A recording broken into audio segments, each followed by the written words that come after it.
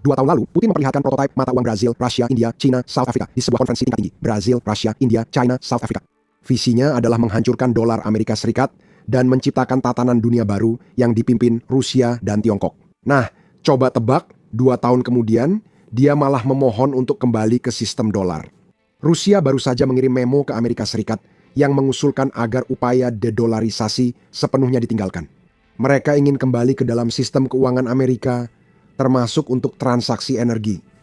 Ini terjadi 1 minggu setelah Xi Jinping mengumumkan bahwa dia ingin mata uang Tiongkok menjadi cadangan global. Dan sekarang Putin sudah mencoba mengkhianatinya. Pria yang ingin menghancurkan dolar itu sekarang merangkak kembali kepadanya.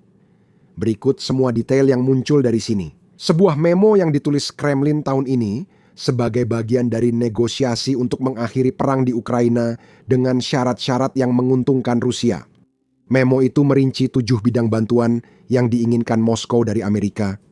Izinkan saya jelaskan satu persatu. Pertama, kontrak penerbangan jangka panjang untuk memodernisasi armada pesawat Rusia yang menurun. Kedua, usaha patungan di bidang minyak dan liquefied natural gas. Ketiga, kondisi istimewa bagi perusahaan Amerika Serikat untuk kembali ke pasar Rusia. Keempat, kerjasama di bidang energi nuklir, termasuk AI.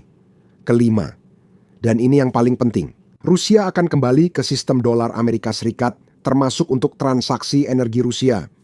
Keenam, kerjasama dalam bidang bahan mentah termasuk litium, tembaga, nikel, dan platinum. Ketujuh, bekerja sama dalam bahan bakar fosil sebagai alternatif terhadap ideologi ramah iklim. Penting dipahami, ini bukan tuntutan Amerika, tapi tawaran Rusia. Kremlin menuliskan daftar ini dalam memo. Mereka memberitahu Amerika Serikat apa yang siap mereka korbankan atau terima. Ini menunjukkan betapa putus asanya Putin saat ini dan waktunya sangat buruk bagi Beijing.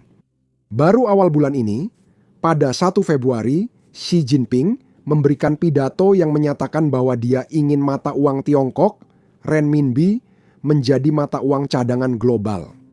Itu sudah lama jadi tujuan Tiongkok.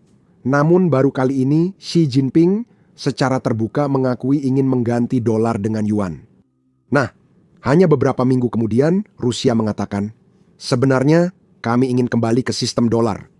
Putin siap tinggalkan Tiongkok, Brazil, Rusia, India, China, South Africa, dan semua yang ia bangun selama 1 dekade demi menyelamatkan diri dan mempertahankan kekuasaan. Dan inilah ironinya, Putin bahkan tidak akan berada dalam perang ini tanpa bantuan Tiongkok. Kami telah membahas secara mendalam bagaimana Tiongkok telah mendanai upaya perang Rusia, termasuk memberikan mereka 60% dari dana yang mereka butuhkan. Selain itu, mereka telah menyediakan komponen drone, teknologi, dan perlindungan politik. Dan sekarang, Putin siap mengkhianati mereka. Begitu momen itu menjadi menguntungkan, adalah Xi Jinping dan pemerintah Tiongkok. Dan saya sangat yakin bahwa Putin sudah pasti kalah jika bukan karena dukungan dari Tiongkok yang telah ia dapatkan. Jadi berita utama seringkali diambil oleh Korea Utara yang memberikan sekitar 12.000 pasukan untuk bertempur di Kursk. Atau Iran yang sejak awal sudah memberinya teknologi drone. Tapi kekuatan utamanya jika Anda suka berasal dari Tiongkok. Setiap kali saya membahas BRICS yang mulai runtuh, banyak bot Tiongkok, Rusia, dan lainnya mendownvote video kami. Jika kalian bisa menyempatkan diri untuk like dan subscribe di bawah, itu sangat membantu kami.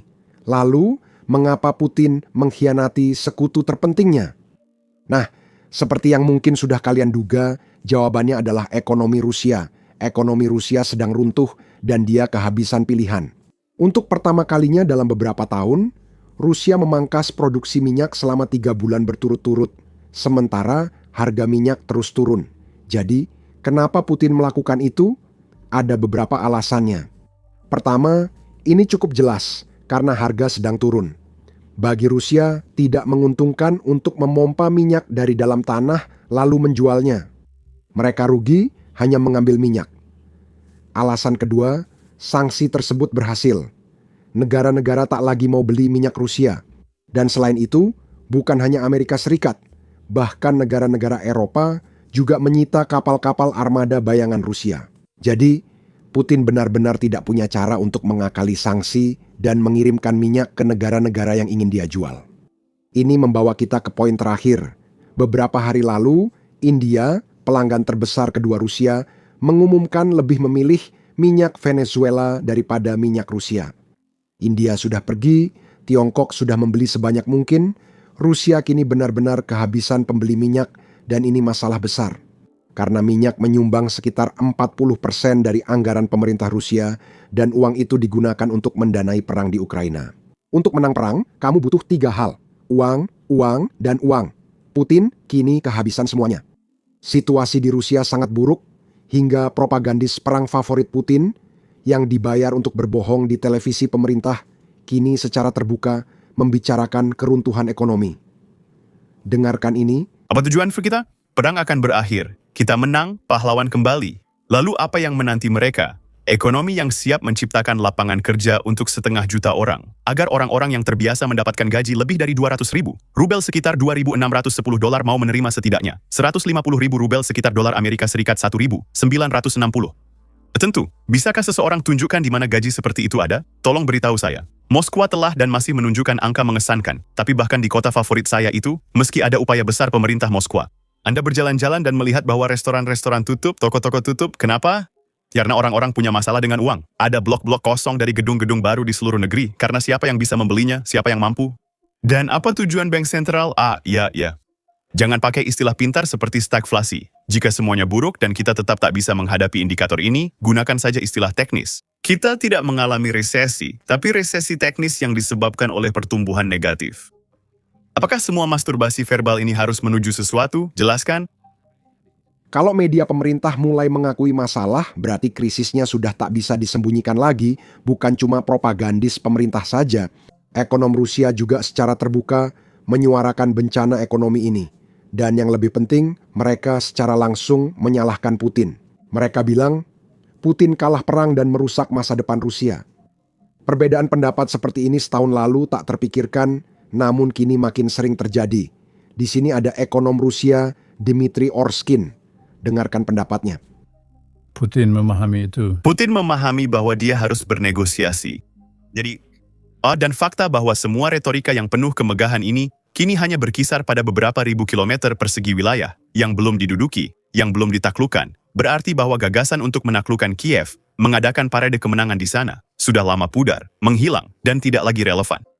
Pengumpul tanah Rusia ini, pertunjukannya telah gagal karena dia telah mendiskreditkan gagasan Rusia jika memang pernah ada. Dia telah mendiskreditkan budaya Rusia, dia telah mendiskreditkan bahasa Rusia. Dia telah menghancurkan segala sesuatu yang bisa dihancurkan. Satu-satunya masalah adalah warga Rusia sendiri belum menyadari hal ini dan tidak mau menyadarinya, karena menyadari kegagalan ini berarti mereka adalah orang yang gagal. Mereka merasa lebih menyenangkan untuk menganggap diri mereka sebagai pemenang, bangkit dari keterpurukan dan sebagainya. Dan tebak apa? Masalah ekonomi sudah mulai terlihat di garis depan. Untuk pertama kali sejak perang dimulai, Rusia kehilangan lebih banyak tentara daripada yang direkrut. Saya tidak hanya bicara korban luka atau tewas, tapi kematian. Kematian tentara Rusia kini tiap bulan melebihi jumlah pendaftar baru ke tentara Putin. Alasannya, Putin tak lagi punya dana untuk memberi bonus besar.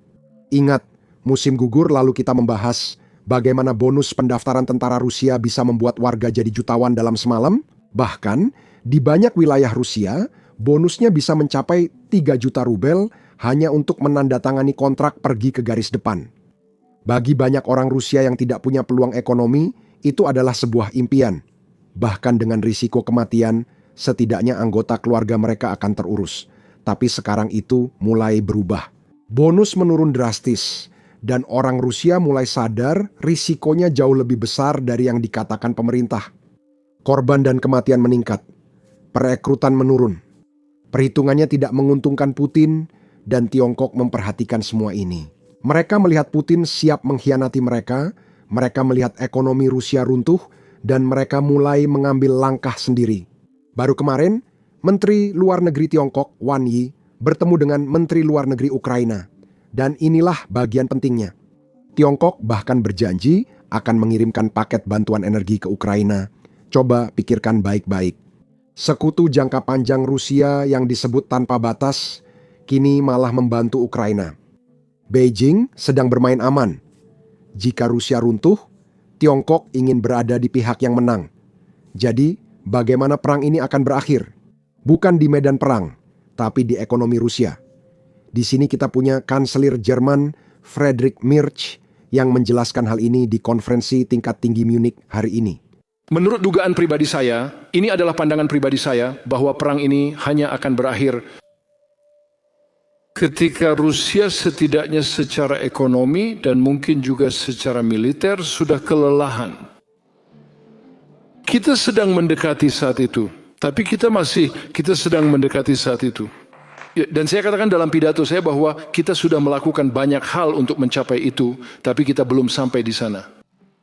Rusia harus menghentikan perang yang mengerikan ini terhadap Ukraina dan kita harus melakukan segalanya.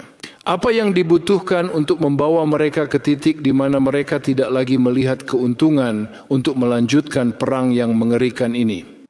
Kita belum sampai di sana, tapi lihatlah, perang ini sekarang berlangsung lebih lama daripada Perang Dunia Kedua. Ini mengerikan. Rusia bisa menghentikannya, tapi kita juga punya kendali atas itu. Inilah si Amerika, Eropa, dan Ukraina bersama-sama membawa mereka ke titik ini. Satu-satunya cara perang berakhir adalah dengan kehancuran ekonomi. Putin tidak harus kalah di garis depan, dia hanya perlu kehabisan uang.